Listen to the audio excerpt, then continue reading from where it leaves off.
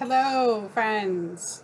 So today is Tuesday, July 24th, and I am coming to you after a year after my first video. I got scared and self-conscious and was afraid to post any more videos, and so I'm back again. And today I wanted to share about my daily practice and some of the things that I'm doing. I don't know if you know this, but I'm struggling with addiction, and I have severe addiction to cigarettes. And I really, really, really want to quit. And I've tried many things, and I just can't seem to be able to do it.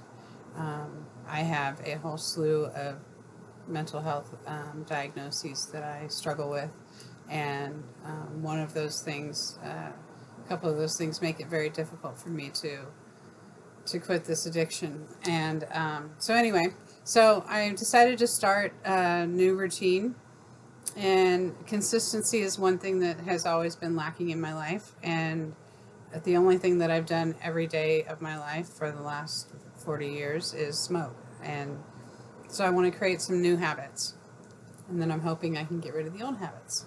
So journaling has been something that I've always wanted to do, but because of the relationships that I was in, I didn't feel comfortable writing down my feelings, my thoughts and feelings, and what was going on. I didn't want anybody to find it. I didn't want anybody to read it. I didn't want it to be held against me. And so I really stopped writing. And then I got to this point to where I would write one page, and then I'd flip the book upside down and pick a page in the middle and write another page, and then, and it's just too much work. But now that I'm single, I've been single for almost 5 years, and next month it'll be 5 years. And I'm recovering from the abusive relationship, and I'm able to write things down and keep them in my book and know that nobody's going to sneak in and hold them against me and cause me any problems. So anyway, I started off with the Crappy Childhood Fairy, who teaches about complex PTSD and ways to recover from it, and lots of great tips. And you should please check out her channel if you suffer from CPTSD or if you had any childhood trauma, and see if any of these symptoms are showing up in your life today. Anyway, she does what she calls the daily practice, and she teaches a whole course on it, and it's free. And the course is like an hour long. But the basics of it is you write down your fears and resentments twice a day. And you start off writing, I resent Ronald McDonald for making such juicy, greasy hamburgers that make me sick. Or because I fear they make me sick. And you just write down all your fears and resentments, and you get them out. It's just a bleh. And get them out of your mind and onto the paper, and then you rip it up and you throw it away, and no one ever sees it again. No one ever reads it. And I did that for a couple of weeks, and I just felt bleh when I got done writing. I didn't feel uplifted or motivated or excited. And it didn't dump things from my mind. So I added writing about some positive things in my life that I do love and that I want more of in my life, and things that make me happy. And that worked, and I was doing that for about 3 months. I had I think I had 102 days straight of doing it, and it was like the first time I'd ever done anything for 102 days. It was really exciting. But then I had to go on help out a family member, and I got out of my habit. I got out of my routine.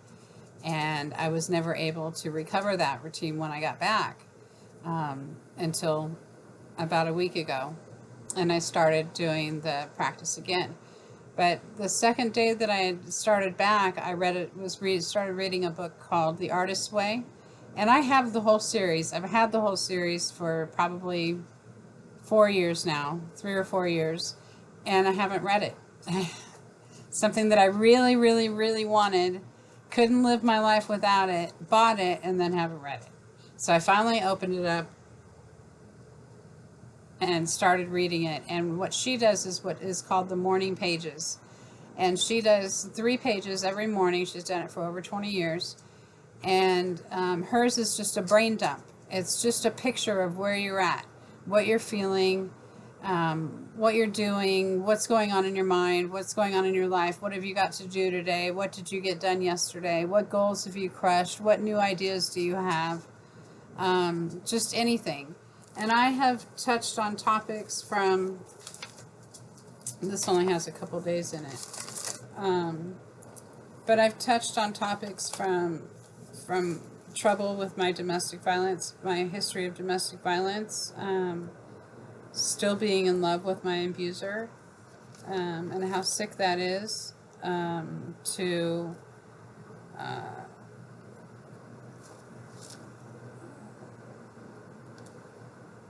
troubles with relationships with my mom, the law of attraction and how that works, things I'm grateful for.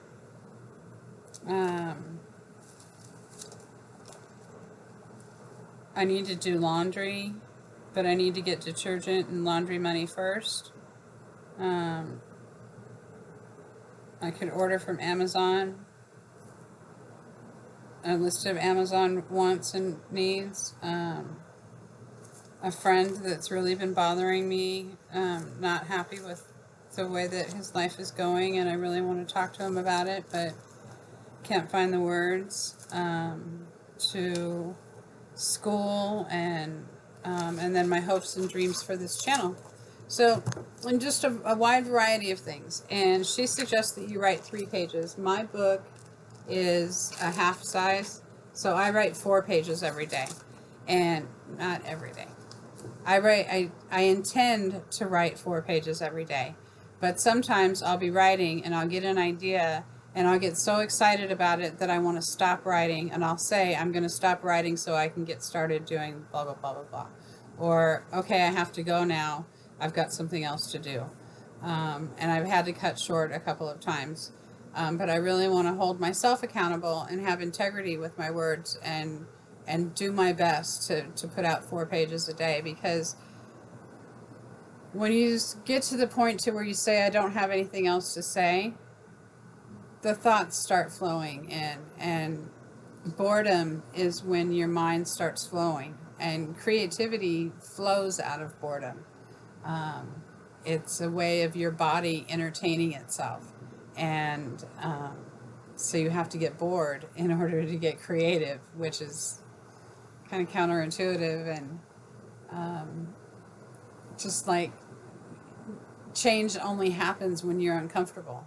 If everything's going great and wonderful, why would you change it? So things have to get uncomfortable and ugly and dirty before you're going to change them, and that's just the way that it works. And that's one of my wisdoms that I've gathered recently in my old age.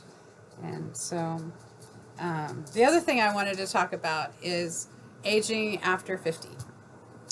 So in my morning routine that I'm doing, I've added an app called Fabulous, and I'm only on my 3rd day on it, and I'll do a whole video on the app. But one of the things in there in the morning routine that you could add was groom yourself. And I thought, I haven't groomed myself in 5 years because I'm single, and I don't have to show and wake up to anybody, and so I don't wake up and put makeup on and get ready for my day unless I have something very specific that I'm going to. And I decided I'm gonna wake up and put on makeup for me,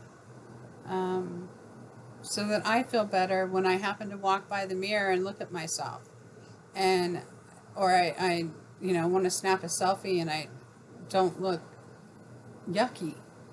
I've been looking yucky and bleh for 5 years now, and it's time to get me back and get my mojo back. And I think part of that is from the outside too. I've worked on the inside for the last 5 years tremendously. I mean, I've gone through therapy and art therapy and domestic violence counseling, and I'm in trauma therapy. I'm in DBT, so that I can do some additional trauma therapy with ketamine and EMDR. And so I'm working on the inside, but now it's time to work on the outside and get the outside kind of going. So I wanted to share this little handy dandy little thing, and it is called Lash Princess False Lash Effect Mascara, and it's by Essence, and it's either $4.99 or $5.99 off Amazon, and it is the best mascara. My kids send me all their samples that they get, and I've tried very expensive mascaras, and I have little, little samples of them. This stuff works so much better, and it goes on so smooth. And look, I have eyelashes. Don't have any brows, but I have eyelashes, and it makes me feel pretty, and it doesn't make my eyes feel gloopy and gloppy, and I feel put together. I have on a matte brown eyeshadow over the crease of my eye, and then a highlighter up here and a highlighter down here. Looks like I got more on this side than I did on the other side. I'm learning how to do makeup for a face over 50. And then I have eyeliner that goes out from the edge just a little bit along the crease of my eye, and I use a felt tip pen eyeliner. I don't know if you can see that. Let's see if I can get it closer. It's just a real thin felt tip pen, and I start out, I just kind of lay it at the end of my eye and then pull it to the front. And so that's what I do with that. And then I have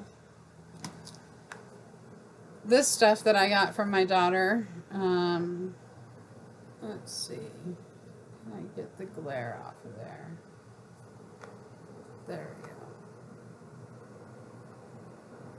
So it is Antidotes Tinted Moisturizer. Antidotes Tinted Moisturizer. Made by Balm. And it's cruelty-free, and it's vegan, and green packaging, clean beauty, green packaging. And my daughter wouldn't have bought it if it had any bad things in it. So this tube is made with post-consumer materials, so it's even recycled materials. Anyway, I love it because it's a wonderful moisturizer, and it has just enough tint in it to even out all your spots. I have, that's on this side. I don't know if you can see them. There's a little brown spots. They're age spots. I have them really bad right here. And I had one right here that was getting bigger and bigger and bigger, and it wouldn't go away. But I've been using vitamin C on it, vitamin C serum. And so the moisturizer makes my skin feel good. And I don't know if it's really helping with the wrinkles, but the retinol serum that I'm using, I think, is helping with the wrinkles. I'll take this off. And you can see my right side is not nearly as damaged as my left side. My left side's really bad. And that's from driving with the window down and getting all that sun on my face, living in Southern California, driving to and from the beach every day, getting the sunshine on my face, and using baby oil as sunblock. I won't be doing that anymore. So anyway, I'm going to cut it short. Well, I'm going to cut it on time is what I'm going to do. And hopefully I will see you tomorrow. I'm not sure what we're going to talk about tomorrow. But I do want to start doing some art projects, using art as a coping skill, and some other interesting activities. I am starting college in August for artificial intelligence and machine learning. And I'm finishing up my recovery coaching school this semester. I should be done in a couple weeks. And I had planned on giving art therapy classes and groups and retreats and workshops using my recovery coaching certificate. But you need money to do that. So you have to have the money to rent the space before you can sell the tickets. So I decided that I needed to go get a very high-paying job to afford the kind of lifestyle that I want. And yes, I'll still do my art, but I'm hoping that by the time I get out of college, that my art will be in galleries, and I can have galleries selling it for me, and I can just get the pleasure of doing it and going to work full time, work for 10 years, and then go retire in Belize. So that's my plan. At least that's what the plan is today. We'll see how it goes. But yeah, I'll be adding lots of life tips for women over 50, including makeup tips and product tips and decision-making tips and coping skills, DBT skills. DBT is dialectical behavioral therapy, and it is a program that was designed for people with borderline personality disorder, but has been very useful in many other mental illnesses. And I believe that these are skills that should be taught in kindergarten. They're just basic life skills, just being skills. It's like the guidebook for being. And so I'll be sharing some of those. And I will finish this up today so we can get a 17-minute video. And have a wonderful day, and hope to see you tomorrow. Bye-bye.